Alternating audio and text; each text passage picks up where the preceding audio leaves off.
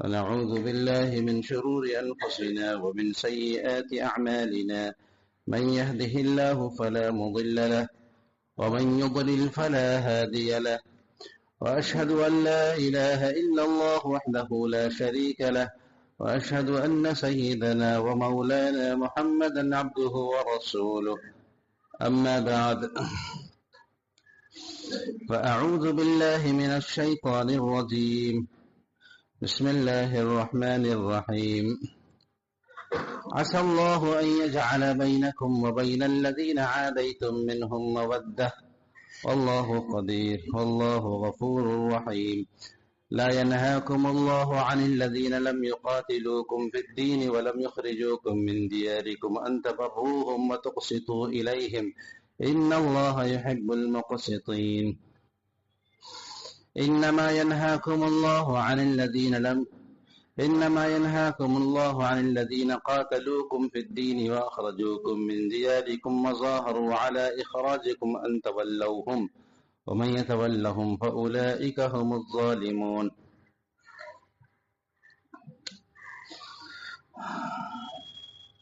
وقال تعالى ولا تستوي الحسنة ولا السيئة ادفع بالتي هي أحسن فإذا الذي بينك وبينه عداوة كأنه ولي حميم وما يلقاها إلا الذين صبروا وما يلقاها إلا ذو حظ عظيم وقال النبي صلى الله عليه وسلم الخلق عيال الله فأحب الخلق إلى الله من أحسن إلى عياله وقال النبي صلى الله عليه وسلم قد سئل عن أكثر ما يدخل الناس النار قال الفم والفرج وسئل رسول الله صلى الله عليه وسلم عن أكثر ما يدخل الناس الجنة قال تقوى الله وحسن الخلق أو كما قال عليه الصلاة والسلام صدق الله مولانا العظيم وصدق رسوله النبي الكريم ونحن على ذلك لمن الشاهدين والشاكرين والحمد لله رب العالمين رب اشرح لي صدري ويسر لي أمري واحلل عقدة من لساني يفقه قولي رب اشرح لي صدري ويسر لي أمري واحلل عقدة من لساني يفقه قولي رب اشرح لي صدري ويسر لي أمري واحلل عقدة من لساني يفقه قولي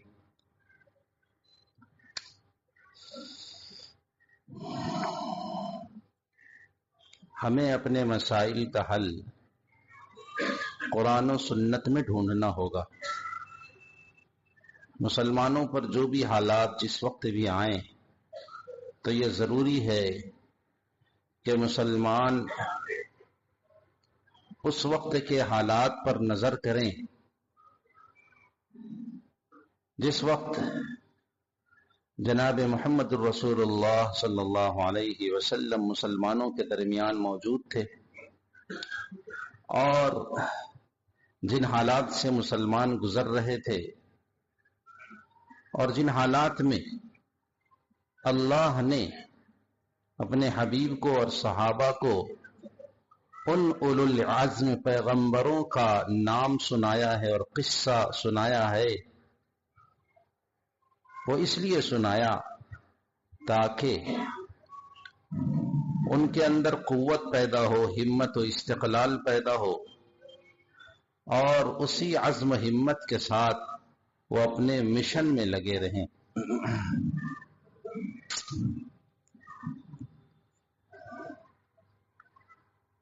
مسئلے کا حل مایوسی نہیں ہے، مسئلے کا حل اپنے آپ کو کوسنا اور ہاتھ توڑ کر بیٹھ جانا اور دنیا و ما فیہا سے اپنے آپ کو علیحدہ کر لینا، یہ مسئلے کا حل نہیں ہے۔ مسئلے کا حل یہ ہے کہ آدمی اس کی کوشش میں لگا رہے، اس زبوحالی اور پریشانی سے نکلنے کی جو صورت ہو سکتی ہے اس کو اپنانے کی کوشش کرے، اور اس فیض نبوت سے روشنی حاصل کرے کہ جس کی روشنی سے اب تک مسلمان ہمیشہ نجات پاتے رہے ہیں اور کامیابی کی منزلیں طے کرتے رہے ہیں۔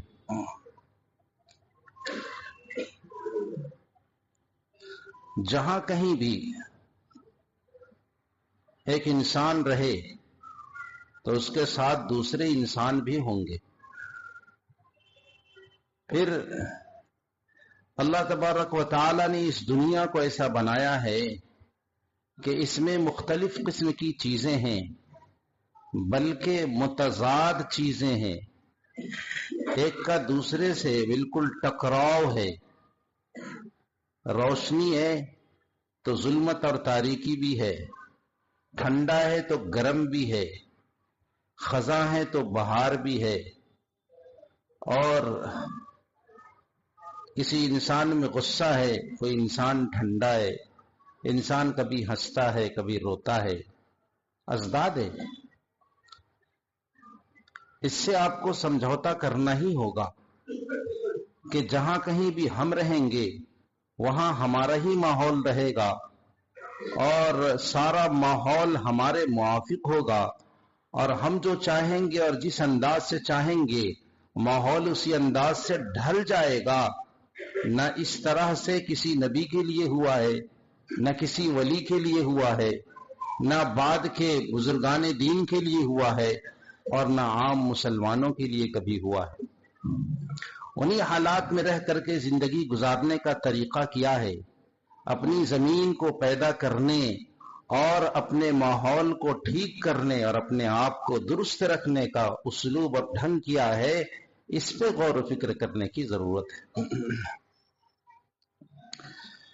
اسلام کی جتنی بھی تعلیمات ہیں ان ساری تعلیمات کو 5 حصوں میں تقسیم کیا جا سکتا ہے: عقائد، عبادات، معاملات، معاشرت اور اخلاق۔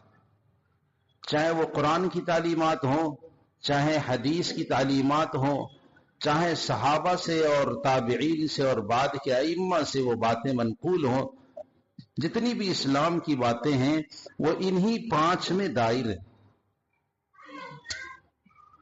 عقائد کا مطلب تو یہ ہوا کہ آدمی کیا یقین رکھے اور آدمی کس چیز کی تصدیق کیا کرے، آدمی کے نظریات اور آدمی کی فکر کیسی ہو، یہ عقیدے کا مطلب ہے۔ اور عبادت کا مطلب یہ ہوا کہ آدمی کی جو پرسنل لائف ہے، آدمی کی جو اپنی نجی زندگی ہے، اس میں اللہ نے اور اس کے رسول نے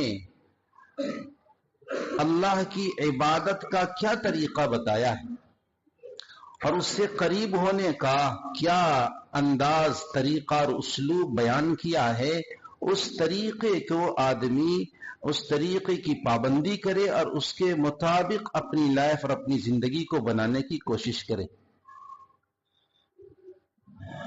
جس میں نماز، روزہ، حج، زکوٰۃ اور یہ سب چیزیں آتی ہیں کہ آدمی اپنی عبادت کو ٹھیک کرے، جس طریقے سے عبادت کرنی چاہیے تھی، اور اللہ کی عبادت کا جو حق ہے اس حق کو ادا کرنے کی جہاں تک ہو سکے اس کی کوشش کرے۔ یہ 2 چیزیں ایسی ہیں جن کا تعلق انسان کی گویا نجی زندگی سے۔ اس کے بعد معاملہ آتا ہے اسلامی تعلیمات کے بقیہ 3 حصے کا: معاملات، معاشرت اور اخلاق، کہ ہمارے معاملات یعنی آپس کے لین دین کیسے ہوں، ہماری تجارت کیسی ہو، اور ہمارا کاروبار اور ہمارا جو اقتصادی نظام ہو وہ کیسا ہو، مالیات کا نظام ہو وہ کیسا ہو۔ اور اس سلسلے میں دنیا کے دانشوروں نے کیا رہنمائی کی ہے اور اللہ اور اللہ کے رسول کی اس سلسلے میں کیا ہدایتیں ہیں۔ چوتھی چیز ہے معاشرت، کہ ہم ایک دوسرے کے ساتھ مل کر کے جو زندگی بسر کرتے ہیں اس کا انداز اور طریقہ کیا ہو۔ کوئی بھائی ہے، کوئی بہن ہے، کوئی چچا ہے، کوئی تایا ہے، اور نجی گھر کے علاوہ ذرا سا آگے بڑھیں تو کوئی پڑوسی ہے، پھر کوئی اپنا ہے، کوئی دور کا رشتہ دار ہے، کوئی اور ہے جو محلے میں رہتا ہے، پھر پورے شہر میں رہتا ہے، پورے ملک میں رہتا ہے۔ ہر ایک کے مفادات ہیں جو ایک دوسرے سے جڑے ہوئے ہیں اور ایک کا تعلق دوسرے سے ہے۔ انسان مدنی الطبع ہے کہ اس کے بغیر، یعنی آپس کے تعلقات کے بغیر انسان زندہ نہیں رہ سکتا۔ کسی انسان کو جنگل میں چھوڑ دیا جائے تو انسان انس سے ہے کہ اس کو انسیت کی کوئی چیز چاہیے، وہ دہشت میں مبتلا ہو جائے گا، ڈر اور خوف میں مبتلا ہو جائے گا۔ انسان تو انسانوں کے درمیان ہی رہے گا۔ تو یہ ہمارے تعلقات آپس کے کیسے ہونے چاہیے؟ ہماری بیوی ہے تو ہمارا اس سے تعلق کی نوعیت کیا ہو، والدین کے ساتھ ہمارے تعلقات کی نوعیت کیا ہو، پڑوس میں جو حضرات رہتے ہیں ان کے ساتھ، اور پورے ملک بلکہ پوری دنیا میں رہنے والی انسانوں کے ساتھ ہمارے تعلق کی صورت کیا ہو، یہ ہمیں معلوم رہنا چاہیے۔ پانچویں چیز ہے اخلاق۔ اخلاق کا مطلب یہ ہے کہ ہم اپنی ذات سے، اس کو مختصر لفظوں میں بیان کیا جا سکتا ہے کہ اپنی ذات سے ہم ایسے ہوں کہ ہم دوسرے کو نفع پہنچانے والے ہوں۔ میری ذات ایسی ہو کہ جو نفع رساں ہو، ہم ہر حال میں دوسرے کی مدد کر رہے ہوں، تعاون کر رہے ہوں، کسی نہ کسی درجے میں نفع پہنچا رہے ہوں۔ اور کم سے کم درجہ یہ ہے، یعنی جس کو ایک دم کم سے کم کہا جا سکتا ہے، یہ ہے کہ کم از کم ہم یہ عزم کر لیں کہ میری ذات سے کسی کو نقصان نہ ہو۔ اس کو بھی حدیث میں بیان کیا گیا ہے۔ تو یہ اخلاق کا سب سے ادنا درجہ ہوا کہ کم از کم میری ذات سے دوسرے کو تکلیف نہیں ہوگی۔ اب آپ غور کریں کہ اسلامی تعلیمات کو ان 5 حصوں میں تقسیم کیا جاوے تو عقائد کا تعلق تو آپ کی نجی زندگی سے ہے، عبادت کا تعلق بھی آپ کی نجی زندگی سے ہے۔ بعض عبادتیں وہ ہیں جو اجتماعی طور پر ادا ہو جاتی ہیں، انفرادی طور پر ادا ہو جاتی ہیں۔ بہت زیادہ ہے تو یہ کہا جا سکتا ہے کہ وہ ایک مذہب والے لوگ اس کو ادا کرتے ہیں۔ لیکن جو بقیہ 3 حصے ہیں، ان 3 حصوں کا تعلق پوری انسانیت سے ہے کہ ہماری معاشرت کیسی ہوگی، ہمارے معاملات کیسے ہوں گے، اور ہمارے اخلاق کیسے ہوں گے، ایک دوسرے کے ساتھ ملنا جلنا ہمارا کیسا ہوگا۔ اس میں تو نفس انسان سے اس کا تعلق ہے، اس کا تعلق تو اس سے نہیں ہے کہ کون کس مذہب کا ماننے والا ہے۔ اور ہم جتنا بھی اپنے عقائد کو اپنے طور پر مضبوط رکھیں اور ہم جتنا بھی عبادت گزار بن جائیں، لیکن چونکہ یہ تو ایک محدود جگہ میں عبادت ادا کی جاتی ہے اور عقائد کا تعلق تو اپنے دل سے ہے، اپنے نظریات اور فکر سے ہے، اس کا ظہور نہیں ہوتا باہر میں، تو ظاہر ہے کہ دوسرا انسان جو دوسرے مذہب کا ہے، جو دوسرے مذہب کا پیروکار ہے، اس سے اس کا تعلق ہے، وہ آپ کے بارے میں واقف نہیں ہے صحیح سے۔ جب تک آپ اسلام کے جو 3 اور احکام ہیں، وہ تعلیمات ہیں جن کا تعلق ان 3 شعبوں سے ہے، ان 3 شعبوں کا آپ باہر میں اس طریقے سے مظاہرہ نہ کریں جس کا مطالبہ اسلام کرتا ہے، جس کا مطالبہ اللہ اور اللہ کے رسول نے اپنے قرآن و سنت میں کیا ہے۔ یہ تو ضروری ہے۔ باہر میں انسان کیا دیکھے گا کہ آپ کے بہت اچھے عقائد ہیں، آپ ایک اللہ پر ایمان رکھتے ہیں اور آپ بڑے اچھے نمازی ہیں، اور جناب آپ بہت اچھا قرآن پڑھتے ہیں اور بہت اچھا سجدہ کرتے ہیں، اور آپ مسلسل روزہ رکھتے ہیں، اور اللہ نے پیسے دیے ہیں تو مسلسل حج بھی کرتے ہیں۔ یہ چیزیں آپ کی ذات سے تعلق رکھتی ہیں، دوسروں سے اس کا کیا تعلق ہے؟ لیکن دوسری جو چیزیں جن کا تعلق دوسرے انسانوں سے ہیں، وہ انسان دیکھے گا کہ اس میں یہ خوبیاں ہیں یا نہیں۔ آپ جو دوسروں سے مل رہے ہیں اس میں آپ کا انداز کیا ہے اور آپ کا طریقہ کیا ہے، آپ کا لب و لہجہ کیا ہے، آپ جو دوسرے سے معاملہ کر رہے ہیں اس معاملے میں دینے کے بعد کچھ اور ہیں، لینے کے بعد کچھ اور ہیں کیا؟ دیتے وقت آپ کے اخلاق کا مظاہرہ کچھ اور ہے، لیتے وقت آپ کا انداز کچھ اور ہے کیا؟ اور آپ جو دوسروں کے ساتھ برتاؤ کرتے ہیں اور دوسروں سے جو ملتے ہیں تو آپ کے اخلاق کیسے ہیں، آپ کی زبان کیسی ہے، آپ کا لب و لہجہ کیسا ہے، یہ چیزیں انسان دیکھتا ہے۔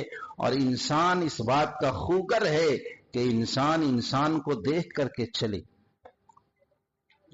جتنا بھی پڑھ لے اور جتنا بھی علم حاصل کر لے، اس کے لیے جو آئیڈیل ہے وہ کتاب نہیں ہے، اس کے لیے آئیڈیل وہ استاذ ہے۔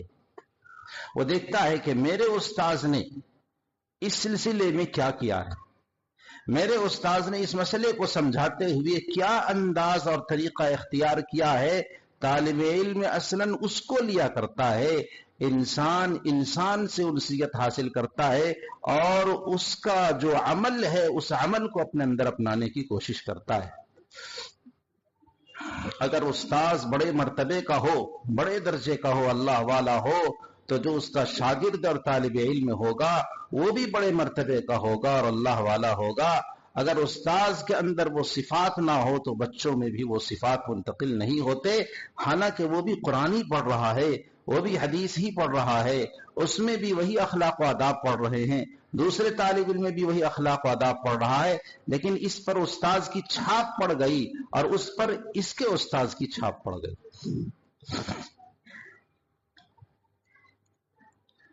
ہم نے اپنے ذہنوں میں جو یہ بسایا ہے کہ ہم اپنا ماحول بنائیں گے، ہم اپنے طور پر اپنا ایک کمیونٹی کے تحت رہیں گے، اپنے حساب سے رہیں گے، اپنا ایک الگ محلہ آباد ہوگا، ہم اپنے انداز سے رہیں گے، یہ آپ کے سوچنے سے ممکن نہیں ہے، یہ کبھی بھی ممکن نہیں ہوا ہے، کم از کم ہندوستان میں یہ ممکن نہیں ہوا ہے۔ اور پھر اگر آپ اپنے مقصد حیات پر غور کریں، اللہ نے آپ کو کس لیے بھیجا ہے، اللہ نے آپ کو جو دنیا میں بھیجا ہے وہ کس لیے بھیجا ہے؟ اللہ نے آپ کو جو دنیا میں بھیجا ہے وہ اس لیے بھیجا ہے کہ آپ بھی ٹھیک رہیں اور دوسروں کو بھی ٹھیک کرنے کی کوشش کریں۔ یہ دو مشن ہے جو ہر مسلمان کے لیے لازم اور ضروری ہے۔ الا الذين امنوا وعملوا الصالحات وتواصوا بالحق وتواصوا بالصبر، تواصی بالحق اور تواصی بالصبر کے ساتھ ایک مسلمان زندہ رہتا ہے اور زندگی بسر کرتا ہے۔ جب یہ مقصد ہے ایک مسلمان کا، تو اگر کوئی ایسا آدمی آپ کے پڑوس میں نہیں ہے، آپ کے بغل میں نہیں ہے کہ جس کے اندر ذرا نیکی نہیں ہے، یا جو مثلا دوسرے مذہب سے تعلق رکھتا ہے، یا اس کا کوئی عقیدہ ہی نہیں ہے، وہ کچھ چیزوں کو نہیں جانتا ہے، تو پھر آپ کی تبلیغ اور آپ کی تعلیم اور آپ کے اخلاق آخر کس کی طرف اور کس کے سامنے آپ ان چیزوں کو پیش کریں گے؟ یہ تو ایک مسلمان کا بنیادی مقصد ہے کہ مسلمان جہاں کہیں بھی رہے مسلمان بن کر کے رہے، اپنی تعلیم کے ساتھ رہے گا، اپنی تبلیغ کے ساتھ رہے گا، اپنے ذکر و اذکار کے ساتھ رہے گا، اور دوسروں کو اپنی طرف کھینچنے کی اور دوسروں کو اپنی طرف لانے کی کوشش کرے گا۔ اور اسی لیے اللہ تبارک و تعالی نے بھی قرآن میں فرمایا ہے کہ ظلمت سے نور کی طرف نکالنا ہے، یہ مقصد ہے۔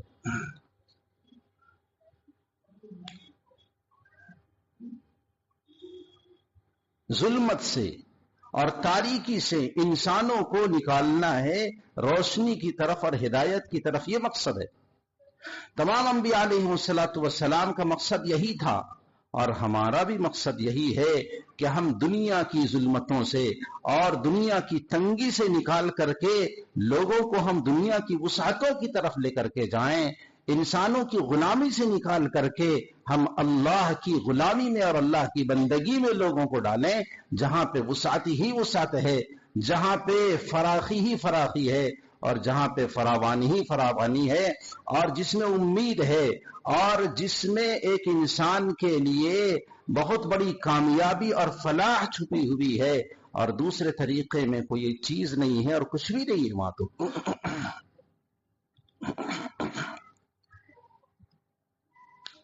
لہذا ہم جس ماحول میں زندگی بسر کر رہے ہیں اور ہمارے آس پڑوس کے لوگ جس عقیدے سے تعلق رکھتے ہیں، ان سے ہمارے تعلقات کی نوعیت کیسی ہونی چاہیے؟ ہم ان کے سامنے اپنے اخلاق کا کس طرح سے مظاہرہ کریں گے؟ ہم ان کے ساتھ کس طرح سے رہیں گے؟ زندگی کس طرح سے بسر کریں گے؟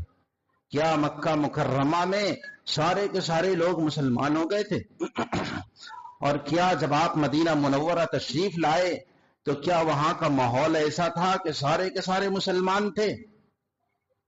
مکہ مکرمہ میں کچھ ہی افراد مسلمان ہوئے تھے اور بقیہ پورا ماحول کفر کا تھا۔ مدینہ منورہ میں جب آپ تشریف لائے تو اکثر لوگ، بہت سارے لوگ تقریباً مسلمان ہو چکے تھے، پھر دھیرے دھیرے مسلمان ہوئے، لیکن ایک قبیلہ یہود کا تھا جو مسلمان ہی نہیں ہوا، اور بھی بہت سارے لوگ ہیں۔ ایک پورا طبقہ منافقین کا تھا جو مسلمان بن کر کے مسلمانوں کے خلاف مستقل سازش کیا کرتا تھا، ظاہر میں مسلمان تھا، باطن میں وہ مسلمان نہیں تھا۔ یہ سارے حالات تھے۔ دشمنوں کے گھیرے میں رہ کر کے اپنا ہونے کے باوجود، یعنی بظاہر وہ لوگ اپنا تھے لیکن دشمن بنے ہوئے تھے۔ ایسے ماحول میں اور ایسے پرفتن دور جس کو کہا جا سکتا ہے، پرفتن ماحول جس کو کہہ سکتے ہیں آپ، کہ ایسے ماحول میں کہ جو ماحول سازگار نہیں تھا، الگ الگ قسم کے لوگ تھے، اس وقت ہمارے صحابہ اور نبی کریم صلی اللہ علیہ وسلم کا طرز عمل کیا تھا۔ ایسا نہیں ہے کہ ہمیشہ حالات سازگار رہے۔ تب قرآن نے کہا وَاصْبِرْ كَمَا صَبَرَ أُولُو الْعَزْمِ مِنَ الرُّسُلِ، آپ اس طرح سے صبر کیجئے جس طرح اولو العزم پیغمبروں نے صبر کیا۔ صبر و ضبط سے کام لیجئے۔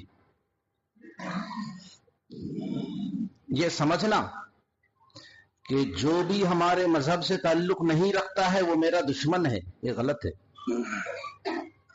یہ اسلام کی تعلیم نہیں ہے، یہ قرآن و سنت کی تعلیم نہیں ہے، یہ ہمارے نبی کا طریقہ نہیں ہے، غلط ہے یہ بات۔ آپ صلی اللہ علیہ وسلم نے مکہ مکرمہ میں بہت سارے غیر مسلم تھے جن کا احسان آپ نے اٹھایا۔ آپ وہیں پیدا ہوئے، پلے بڑھے، 40 سال کی عمر میں آپ کو نبوت ملی ہے، اس سے پہلے کے سارے تعلقات تو انہی لوگوں سے تھے، اور جب بہت سے حالات آئے تو اس وقت وہاں کے جو مسلمان نہیں تھے ان لوگوں نے ساتھ دیا ہے۔ کسی نے ابو بکر کا ساتھ دیا ہے، کسی نے نبی صلی اللہ علیہ وسلم کا ساتھ دیا ہے، کسی نے اور صحابہ کا ساتھ دیا ہے۔ وہ جب ان پر ظلم ہوتا تھا تو کوئی جو غیر دین والا ہوتا تھا، جو مسلمان نہیں ہوتا تھا، اس کو وہ اپنے پناہ میں لے لیا کرتا تھا، اور پھر دوسرے کافر کو یہ اجازت نہیں تھی کہ اس پر ظلم کرے، اس کا وہ احترام کرتے تھے۔ تو آپ نے تو دوسروں سے مدد بھی لی ہے۔ جب آپ مدینہ منورہ تشریف لے گئے تو باقاعدہ آپ نے معاہدہ کیا کہ اس سرزمین کی حفاظت ہم سب مل کر کے کریں گے۔ اس میں ہم بھی ہوں گے، اوس و خزرج بھی ہوں گے، مہاجرین و انصار بھی ہوں گے، یہودی بھی ہوں گے، اور دوسرے مختلف قبیلوں کے لوگ ہوں گے، سب مل کر کے اس سرزمین کا ہم دفاع کریں گے کہ باہر سے کوئی آفت آئے گی اور کوئی ہم سے لڑنے کے لیے آئے گا تو ہم اس کا مقابلہ کر کے یہاں جتنے بسنے والے لوگ ہیں سب کی جان، مال اور عزت و آبرو کی حفاظت کی ہم ذمہ داری لیتے ہیں۔ تو سب مل کر کے رہتے تھے۔ یہ انداز اور اسلوب ہے اسلام کا۔ یہ سمجھنا کہ ہمارے مذہب کے علاوہ جتنے مذہب کے لوگ ہیں، دوسرے مذہب کے ماننے والے، وہ بہرحال ہمارے دشمن ہیں اور ان سے دشمنی اور بغض رکھنا ہی ضروری ہے، یہ اسلام کی تعلیم نہیں۔ یہ جو نفرت کی خلیج جو اس وقت حائل ہو گئی ہے، یہ بہت ہی خطرناک ہے، اور ضرورت اس بات کی ہے کہ ہر مسلمان اپنے اخلاق کو ٹھیک کرے، اپنی معاشرت کو ٹھیک کرے، اپنی بول چال کو ٹھیک کرے، اپنے معاملات کو ٹھیک کرے، اور سامنے والے کو یہ پتا ہو کہ یہ ایک مسلمان ہوتا ہے۔ اللہ کے نبی صلی اللہ علیہ وسلم کی حدیث ہے، آپ نے فرمایا ایسے رہو کہ ایک مسلمان کو جو جب دیکھا جائے تو ذکر اللہ، تو اللہ یاد آ جائے، کہ مسلمان جب گزرے تو دوسروں کو اس مسلمان کے دیکھتے ہی اللہ یاد آ جائے۔ ایسا مسلمان بنو، ایسا مسلمان مت بنو کہ تمہارے اخلاق اور تمہارے معاملات و معاشرت سے اسلام کو بدنامی ہو۔ آپ جو کچھ کر رہے ہیں وہ اسلام نہیں ہے۔ اسلام یعنی ہمارا ایمان کچھ اور ہے اور ہمارا عمل کچھ اور ہے۔ آج اسی کا رونا ہے۔ اگر ایک مسلمان اپنے ایمان کے مطابق اور اپنے عقیدے کے مطابق اپنے عمل کو بنا لے، اپنے اخلاق اور معاشرت کو بنا لے، تو وہ قومیں جنہوں نے ہمارا استقبال کیا تھا وہ آج بھی استقبال کے لیے تیار ہیں، وہ آج بھی استقبال کے لیے تیار ہیں۔ اور اس بات پر قسم کھائی جا سکتی ہے کہ جن محکموں میں مسلمان اسی دیانتداری کے ساتھ، اسی امانت کے ساتھ، اسی تقوی کے ساتھ، جس تقوی کی تعلیم اسلام میں ہے، جس تقوی کی تعلیم کتاب و سنت میں ہے، اس کے ساتھ اپنے فریضے کو انجام دے رہا ہے، وہ آج بھی اس محکمے میں عزت کی نظر سے دیکھا جاتا ہے۔ ایسے بہت سے لوگ ہیں جو سرکاری نوکری کرتے ہیں، لیکن نوکری ایسی ہے جہاں رشوت ہے، نوکری ایسی ہے کہ جہاں پہ سامنے والے کی بات، غلط بات ماننی ہے، غلط قلم میں دستخط کرنا ہے، رشوت لے کر کے کام کو آگے بڑھانا ہے، لیکن وہ مسلمان اپنے اسلام پر ڈٹا رہا کہ نہیں، رشوت ہمارے یہاں حرام ہے، ناجائز پیسے لینا ہمارے لیے حرام ہے، کسی مظلوم کو ستانا ہمارے لیے حرام ہے، اور کسی پر ظلم کرنا ہمارے لیے حرام ہے۔ وہ اپنی اس موقف پر ڈٹا ہوا ہے تو اس محکمے میں اس کی عزت ہے۔ اور اس کی مثال دی جا سکتی کہ جب حکومت کو ایک چیز کی ضرورت پیش آئی تو بہت سارے ملازمین تھے غیر مسلم، حکومت کی نظر اس پر نہیں گئی، بلکہ وہاں جو مسلمان اس محکمے میں تھا کہا اس کو بھیجو، یہ کام کر سکتا ہے، دوسرا کوئی نہیں کر سکتا ہے، دوسرا تو کھا پی کر کے چلائے گا۔ اس ہندوستان میں جو لوگ اپنی زبان سے زہر اگلتے ہیں مسلمانوں کے خلاف، ایک کمیونٹی کے خلاف، تو یہ ان کی اندر کی بات نہیں ہے، یہ ان کا کیا ہے، یہ ان کا اسٹیج سجانے کا اور ماحول بنا کر کے اپنی سیاست چمکانے کا ایک انداز ہے۔ معلوم ہوا ان کا ڈرائیور مسلمان ہے، معلوم ہوا ان کے گھر کی دیکھ ریکھ کرنے والا مسلمان ہے، معلوم ہوا ان کی باڈی گارڈ، ان کا جو باڈی گارڈ ہے وہ مسلمان ہے۔ کسی نے پوچھا تم تو زہر اگلتے ہو مسلمانوں کے خلاف، یا آگے پیچھے مسلمان لیے پھرتے ہو؟ کہا اعتماد تو اسی پر کیا جا سکتا ہے، دوسرے پر نہیں، اعتماد اسی پر کیا جا سکتا ہے۔ تو وہ بھی جانتے ہیں اس چیز کو کہ مسلمان اگر سچا مسلمان ہو تو وہی نجات دہندہ ہے، اور اسی کا طریقہ بہتر ہے اور اچھا ہے۔ اس لیے ہم اپنے رویے کو ٹھیک کریں، ہم اپنے آپ کو ٹھیک کریں۔ قرآن کریم کی آیت ہے، اللہ تبارک و تعالی کا ارشاد ہے، اللہ فرماتے ہیں یا ایھا الذین آمنوا لا ينهاكم الله عن الذين لم يقاتلوكم في الدين ولم يخرجوكم من دياركم ان تبروهم وتقسطوا اليهم۔ اللہ تمہیں منع نہیں کرتا ان لوگوں سے کہ جنہوں نے تم سے قتال نہیں کیا، تم سے لڑائی نہیں کی اور تمہیں گھروں سے نکالا نہیں، ان تبروہم، اس سے منع نہیں کرتا کہ تم ان پر احسان کرو، وتقسطوا الیہم، اور ان کے ساتھ انصاف کا معاملہ کرو۔ اللہ اس سے منع نہیں کرتا تم، یعنی یہ کام کرنا ہے۔ ہاں وہ لوگ کہ جنہوں نے تم سے قتال کیا، گھروں سے تم کو نکالا ہے، یا نکالنے میں ان لوگوں کا کسی نہ کسی طریقے سے تعاون رہا ہے اور کوشش کی ہے کہ مسلمان یہاں سے چھوڑ کر کے بھاگ جائیں، جنہوں نے ظلم کیا ہے، تو ہاں پھر اللہ کہتا ہے کہ ان کے ساتھ پھر اس طریقے کی کارروائی تم کرو۔ وہ ایک الگ چیز ہے لیکن عام جنہیں ظلم کے تو پھر ظالم ہو گئے نا، یہ ظالم ہو گئے. عقیدے کا یہاں مسئلہ نہیں رہا. ایک آدمی ہے جو ظالم ہے اور ایک آدمی ہے جو مظلوم ہے. عقیدے کا کوئی مسئلہ نہیں رہا. لہذا ہمارا عقیدہ الگ ہو، سامنے والے کا عقیدہ الگ ہو. صرف اس بنیاد پر ہم اس سے دشمنی کریں گے، صرف اس بنیاد پر ہم اس سے لڑائی کریں گے، جھگڑا کریں گے، اسلام اس کی اجازت نہیں دیتا. صرف اس بنیاد پر کہ سامنے والا ہمارے مذہب کا نہیں ہے، اس کی جان حلال ہو گئی، اس کا مال حلال ہو گیا، نہیں ہے. ایسا نہیں ہے اسلام کی تعلیم. غلط ہے. اگر سامنے والا ہمارے مذہب کا نہیں ہے اور کوئی وجہ نہیں ہے، اس نے کوئی ظلم نہیں کیا اور آپ نے اسے تھپڑ مارا، تو آپ ظالم ہیں اور اللہ کی نظر میں آپ مبغوض ہیں اور اللہ آپ کو اس سلسلے میں پوچھے گا. اس لیے اپنے رویے کو ٹھیک کرنے کی ضرورت ہے.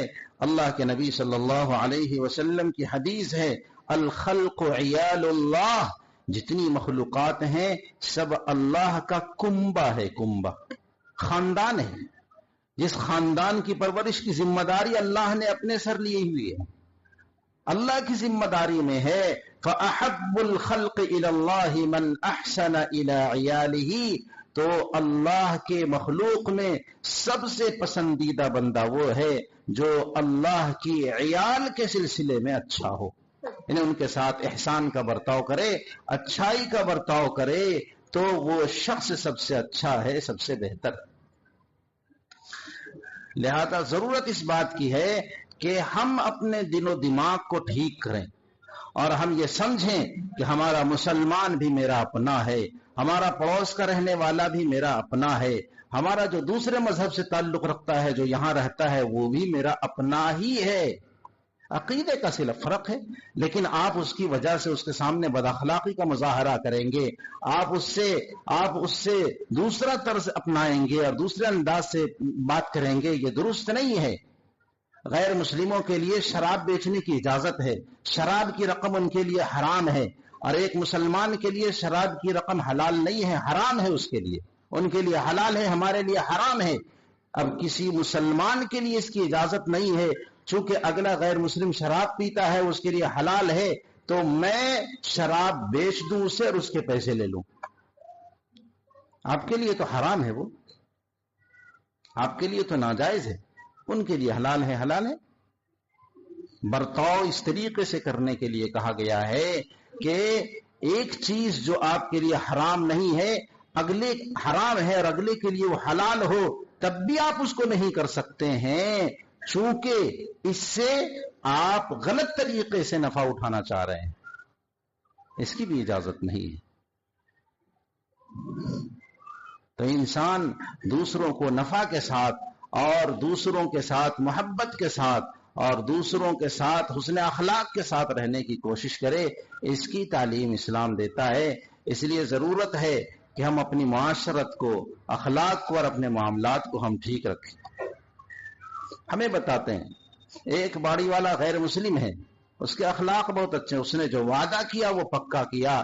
ایک یہاں غیر مسلم رہتا ہے، ایک نوجوان نے بتایا کہ ہم نے مکان لیا، اس سے زائد رقم میں وہ مکان بک رہی تھی اس نے کہا کہ میں نے عہد کر لیا فلاں کو دینا ہے اور معاملہ طے ہو چکا ہے.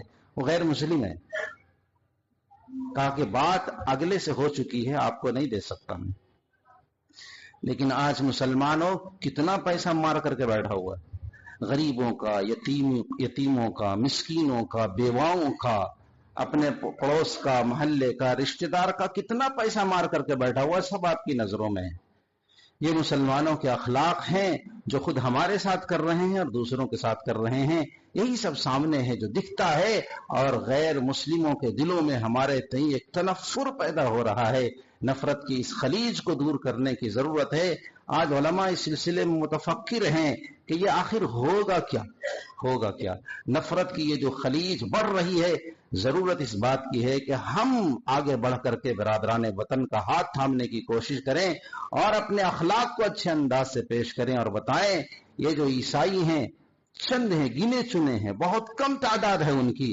مسلمانوں کی تعداد تو کروڑوں میں ہے، عیسائیوں کی تعداد تو کم ہے، لیکن انہوں نے اپنے آپ کو بے ضرر ثابت کیا ہوا ہے. انہوں نے اپنے آپ کو ایسا ثابت کیا ہوا ہے کہ ہم دوسروں کو نفع پہنچاتے ہیں تعلیم کے اعتبار سے اور علاج و معالجہ کے اعتبار سے اور دوسروں کو دینے کے اعتبار سے ان کی مدد کرنے کے اعتبار سے ہم ہر حال میں اس ملک کے خیر خواہ ہے اور لوگوں کی خیر خواہی چاہتے ہیں، تو ان کے سلسلے میں کوئی نفرت نہیں، کوئی تعصب نہیں ہے، لیکن ہم نے اپنے رویے سے ایسا کیا ہوا ہے کہ جیسے ہم لوٹ رہے ہوں، ہم لے رہے ہوں، ہم دوسروں کے حق کو غصب کر رہے ہوں، ہم کوشش کر رہے ہوں کہ جتنا ہڑپ کر سکیں جتنا لے سکیں۔ یہ رویہ تو بہت خطرناک ہے۔